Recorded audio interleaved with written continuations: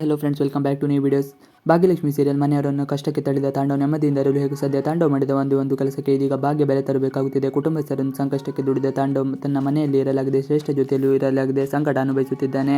ಇನ್ನು ಭಾಗ್ಯ ಮನೆಯ EMI bank ಕಟ್ಟಬೇಕು ಎಂದು ಸೂಚನೆಯನ್ನು ಭಾಗ್ಯಗೆ ಬ್ಯಾಂಕ್ ಸಿಬ್ಬಂದಿ ಕೊಡುತ್ತಿದ್ದಾರೆ. ತನ್ನ ಬಳಿ ಇರುವ 30,000, ಆದರೆ ಬ್ಯಾಂಕ್ಗೆ ಕಟ್ಟಬೇಕಿರುವುದು 40,000. ಇನ್ನು ಏನು ಮಾಡಬೇಕೆಂದು ತೋಚದೆ ಬಹಳ ತಲೆನೋವು ಮಾಡಿಕೊಂಡಿದ್ದಾಳೆ. ಏನು ಮಾಡಬೇಕು ಅಂತ ತಿಳಿದೆ ಬಹಳ ನೋವು ಪಡುತ್ತಿದ್ದಾಳೆ. ಈ ಬಗ್ಗೆ ಏನು ಮಾಡಬೇಕು ಎಂದು ತಿಳಿಯದೆ ಬಹಳ ಗಂಭೀರವಾಗಿ ಯೋಚನೆ ಮಾಡಿದಾಗ ಭಾಗ್ಯಗೆ ಉಳಿದಿದ್ದು ಒಂದೇ ಒಂದು, ಅದು ಚಿನ್ನವನ್ನು ಆಡಬಿಟ್ಟು ಮನೆಯನ್ನು ಉಳಿಸಿಕೊಳ್ಳಬೇಕು. ಆಗ ಕುಸುಮ ಬಂದು ಪ್ರಶ್ನೆ ಮಾಡಿದಾಗ ಮಾತನಾಡಬೇಕು ಎಂದಿದ್ದು ಕೂಡ ಭಾಗ್ಯಗೆ ಮರೆತು ಹೋಗುತ್ತದೆ. ಏನೇ ಕಷ್ಟ ಆದರೂ ಭಾಗ್ಯ ಅತ್ತೆಗೆ ತಿಳಿಸುವುದು ಬೇಡ, ಅವಳಿಗೆ ಕೂಡ ಆತಂಕ ಆಗಬಹುದು. ಮನದಲ್ಲಿ ಎಲ್ಲ ಹುದುಗಿಕೊಂಡಿದ್ದಾಳೆ. ಕುಸುಮ ಮಾತಿಗೆ ತೆಪ್ಪಗೆ ಇರುವ ಭಾಗ್ಯಳನ್ನು ನೋಡಿದ ಕುಸುಮ, ಯಾಕೆ ಭಾಗ್ಯ ಮುಖ ಗಂಟು ಮಾಡಿಕೊಂಡಿದ್ದು ಇರುತ್ತೀಯಾ?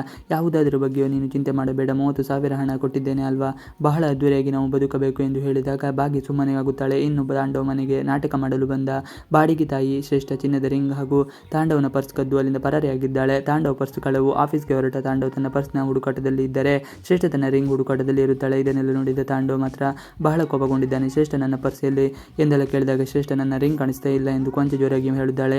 ಇನ್ನೂ ಇಬ್ಬರ ವಸ್ತುಗಳು ಕಾಣೆಯಾಗಿದೆ, ಆದರೆ ಕಳ್ಳಿ ಇದೀಗ ಪರಾರಿಯಾಗಿದ್ದಾಳೆ. ಹಣವಿಲ್ಲದೆ ಭಾಗ್ಯ ಮನೆ ಉಳಿಸಿಕೊಳ್ಳುವುದು ಹೇಗೆ?